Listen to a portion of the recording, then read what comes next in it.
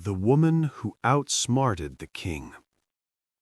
Long ago, in a land of red earth and tall baobab trees, there lived a king who believed he was the wisest man alive.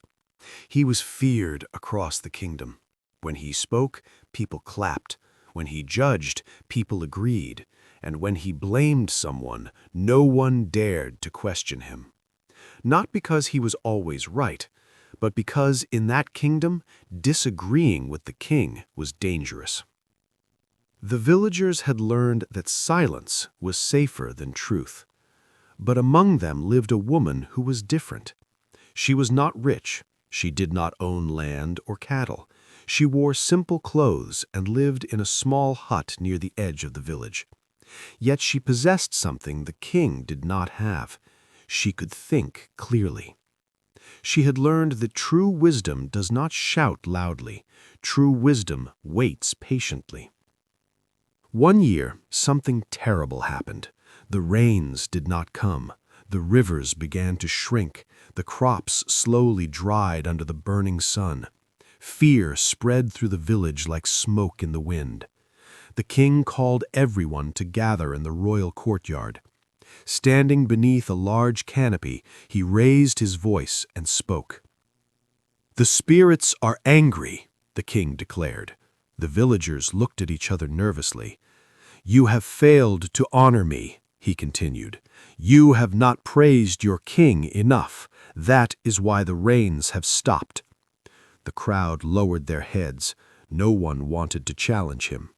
But then the woman stepped forward. The crowd gasped. No one dared speak after the king had already made his judgment. The king stared at her. His eyes narrowed. "Yes?" he asked slowly. The woman bowed politely. "My king," she said calmly, "if the spirits are angry, perhaps we should first understand why." The king frowned. "Are you suggesting that I am wrong?" he asked. The villagers held their breath. The woman shook her head gently. "I am suggesting, my king, that wisdom listens before it accuses."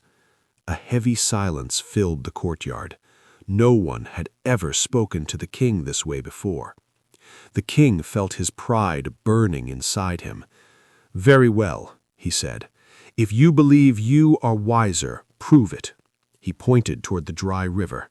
"You have 3 days to show me that this drought is not the fault of the people.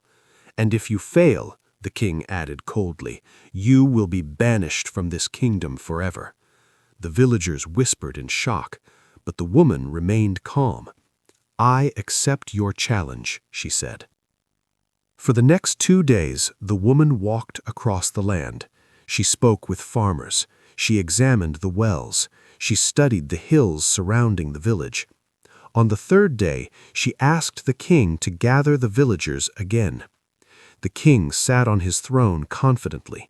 He believed she would fail. The woman walked into the courtyard carrying only a small clay bowl. The king laughed. "Is that your great wisdom?" he asked. The woman knelt and placed the bowl on the ground. "My king," she began calmly, "when was the last time you visited the hills beyond the village?" The king scoffed. "A king does not wander the hills like a farmer." The woman nodded. "That is exactly the problem," she said gently. She pointed toward the hills in the distance. 3 months ago, the forests there were cut down to build the new wing of your palace." The crowd stirred quietly.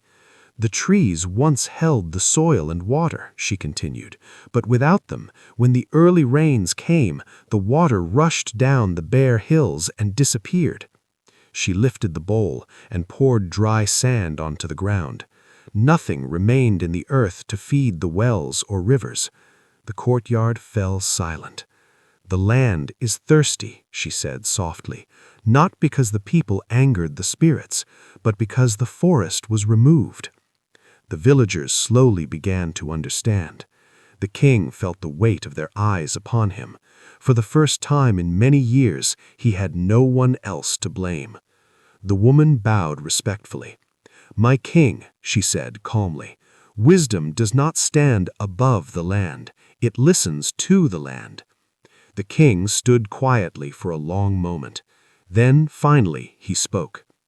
The forests will be replanted, and the wells will be restored. The villagers sighed with relief. The king turned to the woman. You have spoken boldly, but you have spoken wisely. From that day forward, the king learned something he had never understood before. Power can force obedience, but wisdom earns respect. And sometimes the greatest truth comes not from a throne, but from the quiet voice